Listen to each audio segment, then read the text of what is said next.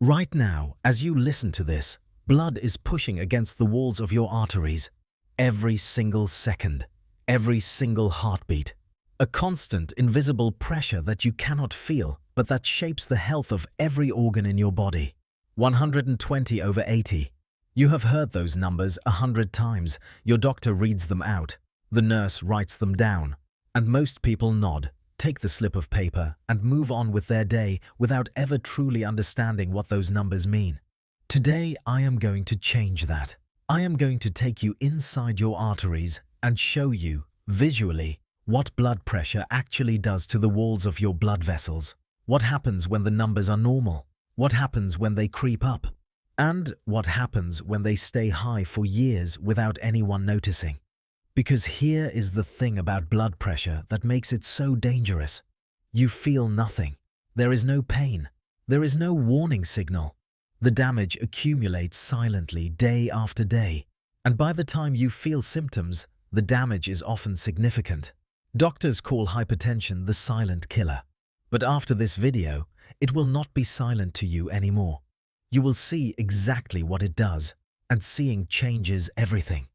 Let us start with what is actually happening inside a healthy artery. Imagine you could shrink down and stand inside one of your arteries. What would you see? First, you would see a tube, but not a rigid tube like a pipe. A living, flexible, muscular tube that expands and contracts with every heartbeat. Your arteries are not passive channels.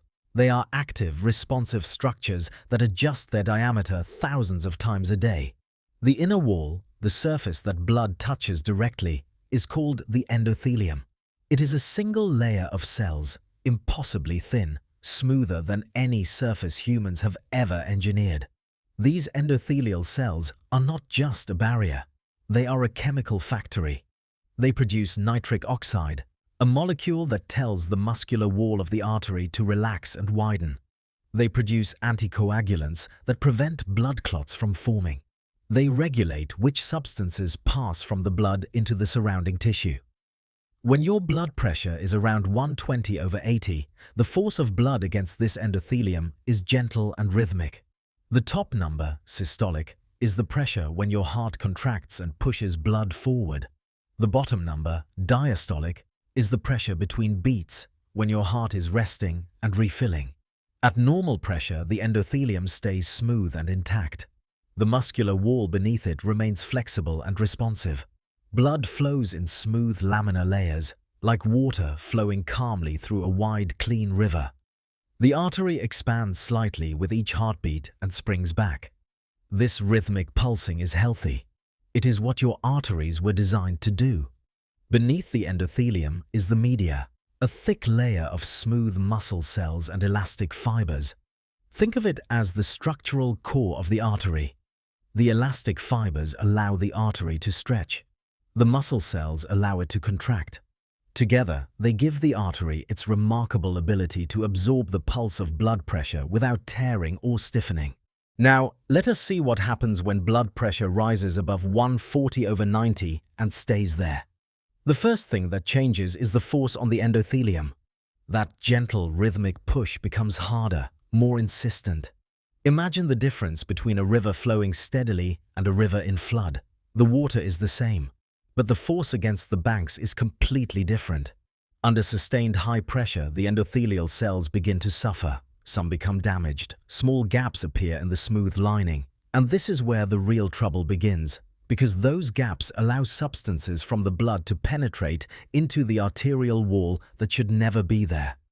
Low-density lipoprotein, what most people know as bad cholesterol, begins to seep through these damaged gaps and lodge in the wall of the artery. Under normal pressure with an intact endothelium, most of this cholesterol would simply flow past. But damaged endothelium is like a cracked dam. Things get through that should not. Once cholesterol is inside the arterial wall, your immune system responds. White blood cells rush to the area and try to consume the cholesterol. But they cannot digest it properly. They swell with cholesterol droplets and become what pathologists call foam cells. These foam cells accumulate. They cluster together. And they form what is known as a fatty streak. the first visible stage of atherosclerosis. At this point, you feel nothing. Your blood tests might look fine. Your doctor might say everything is okay. But inside your arteries, a process has begun that will take years to become visible on a scan and decades to produce symptoms. The muscular wall of the artery also responds to the increased pressure. The smooth muscle cells begin to thicken and multiply, trying to reinforce the wall against the extra force. This sounds protective, but it actually makes the artery stiffer and less elastic. A stiffer artery cannot absorb the pulse of each heartbeat as effectively, which means the pressure on the endothelium increases further. Another cycle begins. If high blood pressure continues for years, the arterial wall undergoes changes that become increasingly difficult to reverse. The fatty streaks grow into full atherosclerotic plaques. These plaques are complex structures. They have a core of lipids, dead foam cells, and cellular debris, covered by a fibrous cap made of collagen and smooth muscle cells. The plaque pushes inward, narrowing the channel through which blood flows. But the narrowing itself is not the most dangerous part. The most dangerous moment comes when the fibrous cap becomes thin and unstable. If it ruptures, the contents of the plaque are suddenly exposed to the flowing blood. And your body treats this rupture exactly like it would treat a wound. It forms a clot. If that clot is large enough to block the artery completely, the tissue beyond it is cut off from oxygen. In the heart, this is a heart attack. In the brain, this is a stroke. Two of the leading causes of death worldwide, both starting with the same invisible process, pressure against a wall. But the damage from hypertension is not limited to large arteries. The small arteries and arterioles that feed your kidneys, your eyes, and your brain are particularly vulnerable. These tiny vessels have thinner walls and less elastic fiber. Sustained high pressure damages them faster. In the kidneys, damaged small arteries reduce blood flow to the filtering units called nephrons. Over time, this leads to chronic kidney disease. Nearly 1 in 3 people with uncontrolled hypertension develops some degree of kidney damage. In the eyes, the tiny arteries of the retina can swell, leak, or even burst under sustained pressure, a condition called hypertensive retinopathy. An eye doctor can sometimes see the damage from high blood pressure before any other symptom appears, simply by looking at the blood vessels in your retina. In the brain, years of high pressure lead to changes in the small vessels that increase the risk of vascular dementia, a gradual decline in thinking and memory caused by reduced blood flow. So what can you actually do to protect your arteries? Let me give you 5 things that directly address the mechanisms I have just described. First, know your numbers and take them seriously. Blood pressure should be measured regularly, ideally at home, because many people experience white coat hypertension, higher readings in the doctor's office due to anxiety. A good home monitor costs less than a restaurant meal and gives you data that could save your life. The target for most adults over 60 is below 130/80, though your doctor may adjust this based on your individual situation.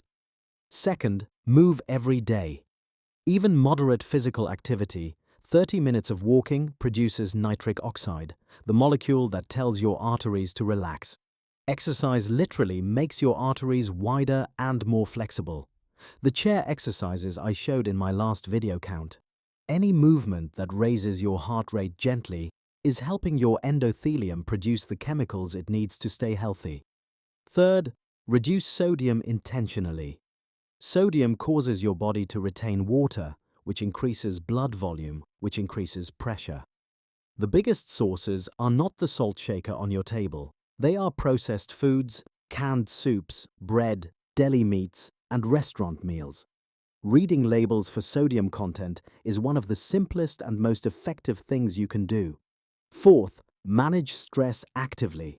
Chronic stress keeps cortisol and adrenaline elevated, which constricts arteries and raises blood pressure around the clock.